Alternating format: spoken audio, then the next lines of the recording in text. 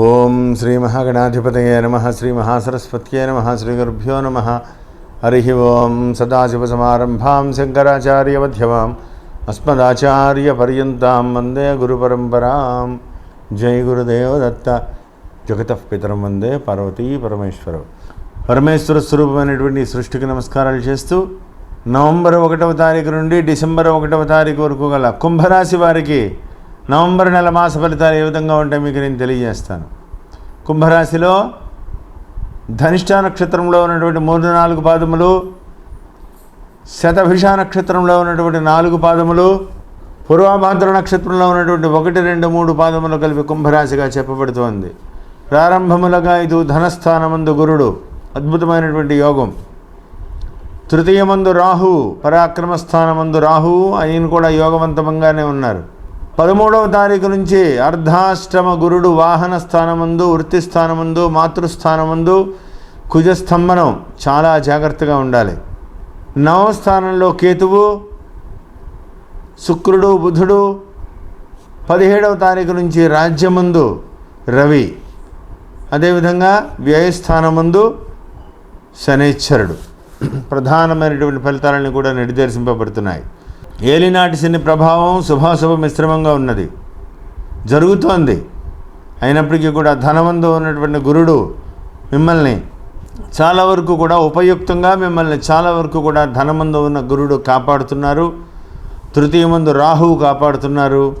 అదేవిధంగా శనైశ్వరుడు కొంత రజితమూర్తిగా ఉండడం వల్ల ఇబ్బంది లేకుండా ఏదో విధంగా వృత్తి వ్యవహారాల్లో నడిచిపోతోంది. అయితే ఇక్కడ మనం శని ప్రారంభ దశలో ఉన్నవారు కానీ, శని మహర్దశి జరుగుతున్న వాళ్ళు కానీ, ఏలినాటి శని ఉన్నటువంటి పరిస్థితిని బట్టి కొంత ప్రత్యేకమైనటువంటి శ్రద్ధ తీసుకోవాల్సినటువంటి సమయం. ఎందువలనంటే శనైశ్వరుడు వక్రస్థితిలో ఉన్నారు. చతుర్థమందు అంటే హృదయస్థానం, వాహనస్థానం, మాతృస్థానం, విద్యాస్థానం, వాహనస్థానం, మిమ్మల్ని మీరు అంటే ప్రతి వ్యక్తులు కూడా మిమ్మల్ని అనుమానిస్తూ ఉంటారు.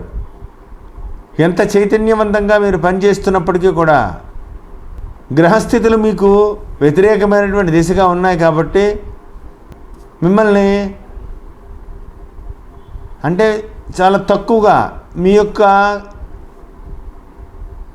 క్యారెక్టర్ని అంటే మీ యొక్క పరిస్థితులను బట్టి, మీరు నడుస్తున్నటువంటి నడకను బట్టి మిమ్మల్ని తప్పుగా అనుకునేటువంటి ప్రమాదం కనబడుతోంది. కుజుని వక్రస్థితి వల్ల, శని వక్రస్థితి వల్ల. ఇవి కాపాడుకోవాలి అంటే దైవారాధన మీకు చాలా అవసరము. రాహుబలం బాగున్నది. వృత్తి వ్యవహారాలలో అద్భుతమైనటువంటి పేరు ప్రఖ్యాతులు సంపాదించుకోగలుగుతారు. కానీ డబ్బు చూసేటప్పటికీ ఏమి ఉండదు, అంతా ఖర్చు అయిపోతూ ఉంటుంది వ్యయమందు ఉన్నటువంటి శనైశ్వరుడు వల్ల. ధనమందు ఉన్నటువంటి గురుడు డబ్బు ఇస్తున్నారు, వ్యయమందు ఉన్న శని తీసేసుకుంటున్నారు. తృతీయ స్థానమందు రాహువు బ్రహ్మాండమైనటువంటి ధైర్యాన్ని, ఎటువంటి సమస్యనైనా నేను ఎదుర్కోగలను అని చెప్పేటువంటి ధైర్యాన్ని మీకు రాహు ఇస్తున్నారు. వాహన స్థానమందు, విద్యాస్థానమందు, ఉద్యోగ స్థానమందు, మాతృస్థానమందు కుజుని యొక్క వక్రగతి, స్తంభన యోగం ఇన్ని సంవత్సరాల్లో ఎప్పుడు కూడా పట్టలేదు. కుజస్తంభనం వృషభంలో పట్టింది. దానివల్ల ప్రెషర్ పెరిగిపోతూ ఉంటుంది. ఎంత పని చేస్తున్నా సరే మీకు గుర్తింపు ఉండదు. స్థానచలనం కూడా జరిగేటువంటి అవకాశం కనబడుతుంది. జాగ్రత్తగా ఉండండి. వాహనం నడిపేటప్పుడు చాలా జాగ్రత్తగా ఉండాలి. తల్లి ఆరోగ్య విషయంలో ప్రత్యేకమైనటువంటి శ్రద్ధ తీసుకోవాలి. 9వ స్థానంలో కేతువు, కేతువు 9వ స్థానంలో ఉండి కుజుడు 4వ స్థానంలో ఉండే తల్లిదండ్రుల ఆరోగ్య విషయంలో కొంత మానసికమైనటువంటి ఒత్తిడి పెరిగేటువంటి అవకాశం కనబడుతోంది. తల్లిదండ్రుల ఆరోగ్య విషయంలో ప్రత్యేకమైనటువంటి శ్రద్ధ తీసుకోవాలని ప్రత్యేకంగా చెప్పదగ్గ సూచన. విద్యార్థులకి సామాన్యంగా ఉన్నది. అయితే విద్యాస్థానంలో కుజుడు స్తంభించి ఉన్నారు కాబట్టి, కుజస్తంభన యోగం పట్టింది కాబట్టి కుజుడు మీకు కొంతవరకు విద్యను ఇవ్వగలరు, కానీ మర్చిపోతారు. కష్టపడి చదివింది తొందరగా మర్చిపోతూ ఉంటారు.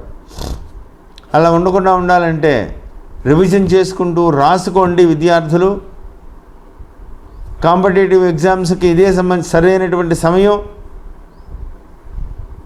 వాహన ప్రమాదాలు జరగకుండా ఉండాలి అంటే మంగళవారం రోజున సుబ్రహ్మణ్యేశ్వర స్వామి వారికి పంచామృతాలతో అభిషేకం చేయించుకుని